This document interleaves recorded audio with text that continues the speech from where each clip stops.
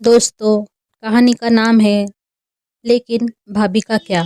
दोपहर को चाय नाश्ता लेकर जब सोनाली सास के कमरे में जाने लगी तो अंदर से आती सास और ननद की बातचीत सुनकर उसके पैर ठिठक गए। ननद कह रही थी, माँ आज अरबी के पत्तों की बड़ी बहुत ही स्वादिष्ट बनी थी। यह सुनकर सोनाली को खुशी हुई।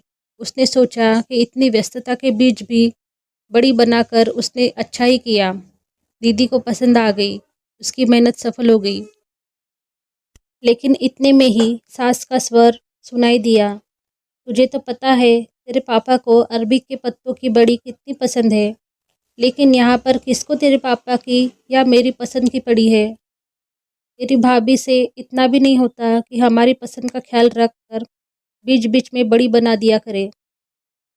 आज इस मौसम की पहली बार बड़ी बनी है, जबकि अरबी के पत्ते कब से बाजार में आ रहे हैं। अब हमारे लिए कौन बनाएगा बेटा, तुम लोग आए हो इसलिए बनी है। यह सुनकर सोनाली को बहुत बुरा लगा। असल में उसके सास और ससुर दोनों की तबीयत पिछले 2 सालों से खराब चल रही थी। उम्र का तकाजा था। सास की तबीयत तो पिछले 2 महीनों से ज़्यादा ही खराब थी। अनवरत भागदौड़ के कारण सोनाली खुद को काफ़ी थका हुआ महसूस कर रही थी।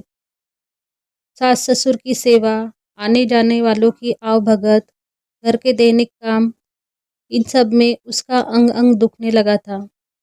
फिर भी वह सुबह 6 बजे उठकर और जल्दी जल्दी काम निपटाती ताकि अपना फर्ज अच्छे से पूरा कर सके, किसी भी काम में कोई कमतरता न रहे। इसी जल्दी जल्दी के चक्कर में 10 दिन पहले सीढ़ियों से उतरते वक्त अचानक उसका पैर फिसल गया और उसके पैर में ज़बरदस्त मोच आ गई।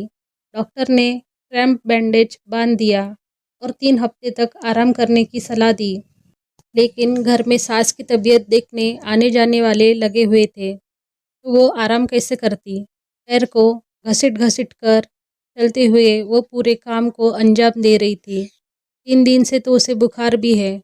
रोशिन ले लेकर काम चला रही है। पैर में मोच आने के पहले जब वो बाजार में सब्जी लेने गई थी तो उसे अरबी के पत्ते दिखे भी थे, लेकिन अभी काम ज़्यादा है, कल लूँगी यह सोचकर उसने लिए नहीं थे।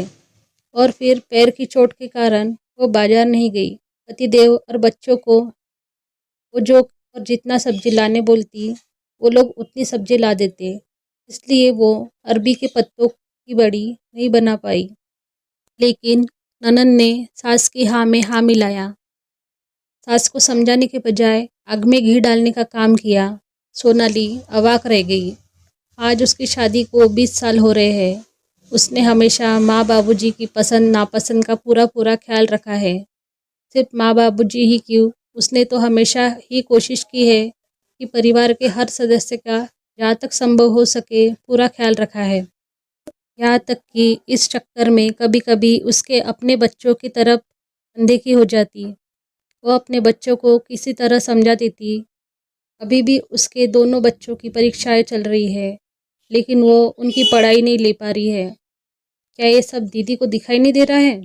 शाम को ननद किचन में आई और कहने लगी, भाभी तुमसे एक बात कहनी थी। कहिए ना दीदी। देखो, माँ की हालत तो तुम देख ही रही हो। मुझसे उनकी ये हालत देखी नहीं जाती।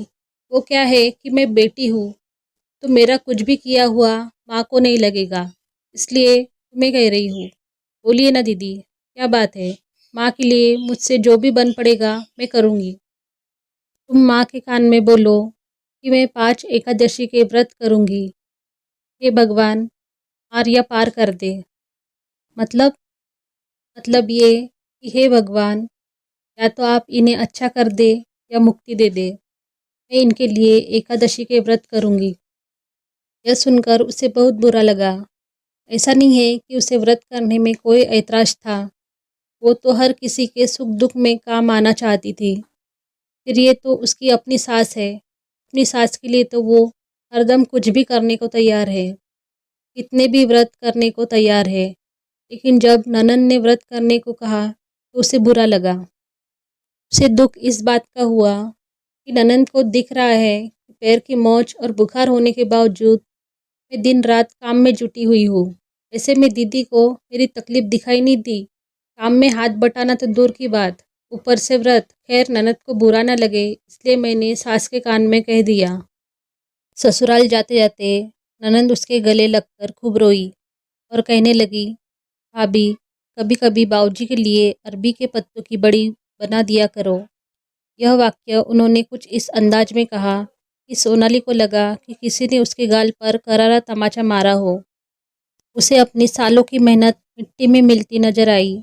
जिस ननद को वह ननद कम सहेली समझती थी, अपने मन की हर बात जिससे शेयर करती थी, वही ननद माँ बाप के प्यार में इतनी अंधी हो जाएगी कि उन्हें सच्चाई भी नजर नहीं आएगी, यह उसने सपने में भी नहीं सोचा था।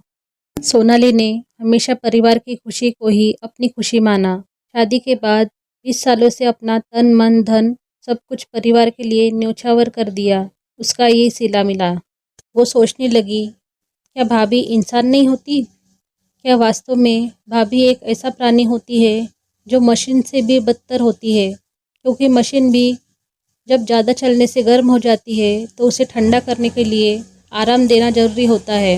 लेकिन भाभी के आराम के बारे में कोई भी क्यों नहीं सोचता?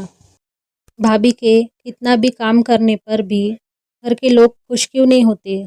माँ बाप के लिए प्यार तो ठीक है, लेकिन भाभी का क्या? आखिर भाभी से इतनी ज़्यादा उम्मीदें क्यों बांधी जाती है? आखिर क्यों?